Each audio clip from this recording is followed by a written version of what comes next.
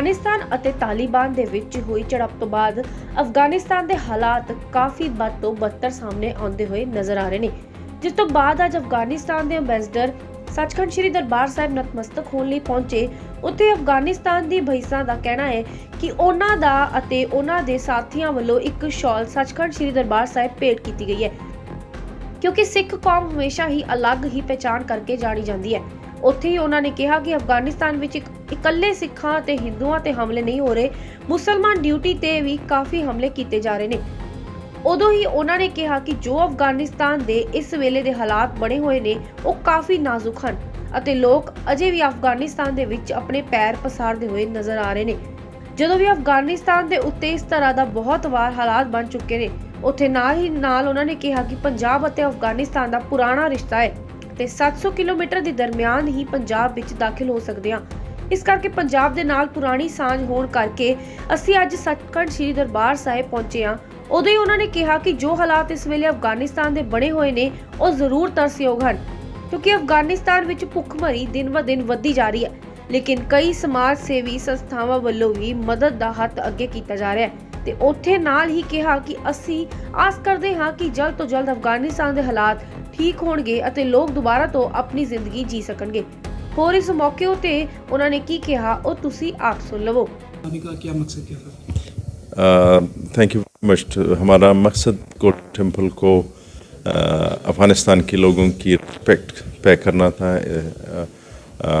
और इधर आकर इस हिस्टोरिक और होली साइट को नज़दीक से देखना था और जो हमारे सिख बरदरी के भाई हैं जो बड़े हैं इधर इनसे मिलना था और जो सिखिज़म में पीस अमन की जो मैसेजेस है उसको समझना था, उसको हाईलाइट करना था। सर अगर बात करें अफगानिस्तान में जो सिख मिनॉरिटी और हिंदू मिनॉरिटी के जो लोग हैं उनको काफ़ी दिक्कत आ रही है, उसके बारे में सर क्या कहना चाहिए? अच्छा, जो हमारे सिख और हिंदू बरदरी के लोग हैं वो हमारी बदन का हिस्सा है। अफ़गानिस्तान की हिस्ट्री थ्रू आउट और हमारी हिस्ट्री ये लोग हमारे साथ रहे हैं, आज भी है, आइंदा भी रहेंगे। और जो प्रॉब्लम्स आ रही है सबको आ रही है, उनमें मेरे ख़्याल में धर्म को बीच में लाना कि इस पर्टिकुलर कम्युनिटी को तकलीफ़ हो रही है औरों को नहीं हो रही, तो सबको तकलीफ़ हो रही है। मुस्लिम भी इससे इस तरह नहीं है कि उनको कोई तकलीफ़ नहीं हो रही। आप पिछले 2-3 महीनों में देख लें तो सबसे ज़्यादा अटैक्स मॉस्क्स में हो चुके हैं। कंदहार में, कुंदुज में बहुत ज़्यादा लोग वर्शिपर्स उधर मारे गए हैं। तो इस वायलेंस की जो लहर दौड़ी है, जो उग्रवाद और आतंकवाद की जो लहर है, उसने सबको मुतासिर किया है। सैडली हमारी सिख और हिंदू भाई भी इसमें शामिल थे, ये लोग भी टारगेट हो चुके हैं। सर बात करें तालिबान के जो फरमान वहाँ पर जारी किए जाते हैं, क्या उसको सही कह सकते हैं? तालिबान की जो जो ये लोग अपने अगस्त के बाद आए हैं, तो अभी तक हमारी उम्मीद ये है कि ये लोग कह रहे हैं कि हमने एक टेम्प्रेरी गवर्नमेंट लाई है और हम एक परमानेंट गवर्नमेंट की तरफ जाएंगे, जिसमें सब पॉलिटिकल पार्टीज़ को, सब रिलीजियस माइनॉरिटीज़ के लोगों को शामिल कर देंगे। तो हमें उम्मीद है कि ये लोग आइंदा चंद महीनों में अपनी बात पे, अपने वादे पे खड़े रहे और सिचुएशन इम्प्रूव करने के लिए जो इक़दाम ज़रूरी है वो वही कर ले, क्योंकि एक ग्रुप की, एक ही लोगों की हुकूमत अफ़गानिस्तान में नहीं रही है और इसकी चांसेस भी सर्वाइवल की फिर कम हो जाती है।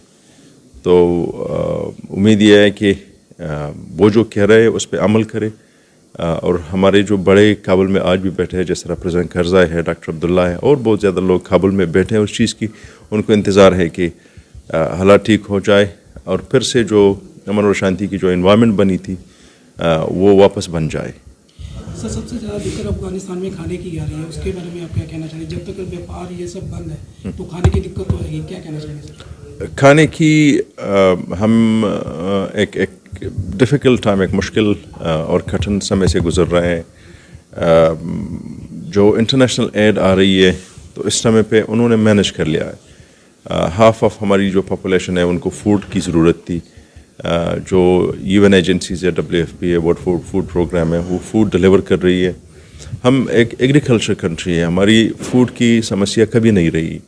لیکن ایک مس مینجمنٹ، ایک گورنمنٹ کی ایبسنس کہوں یہ نہیں رہی تو ریسورسز درست طرح سے مینج نہیں ہو پائے. اگر ریسورسز مینج ہو پاتی تو یہ پرابلم سامنے نہیں آتی. لیکن ابھی تک جو ہماری ہم جس حد تک ہماری کنسرنس تھی، ڈر رہے تھے کہ اس طرح کے بڑے واقعات نہ ہو کہ بھوک سے لوگ مرے، تو وہ حالت بھی نہیں ہوئی. حالات بگڑے ہوئے ہیں لیکن اتنی بھی کریٹیکل نہیں ہے، اتنے بھی سیریس نہیں ہے کہ ہمیں اس سے کوئی خدشہ ہو. تو امید ہے کہ آئندہ حالات ٹھیک ہو جائیں گے. سر آپ کو افغانستان میں اور سکھوں میں کیسے دیکھنا چاہیے؟ اچھا، ہماری سرداروں سے ایک خاص اس دھرتی سے ایک خاص لگاؤ اور ہسٹری ہے.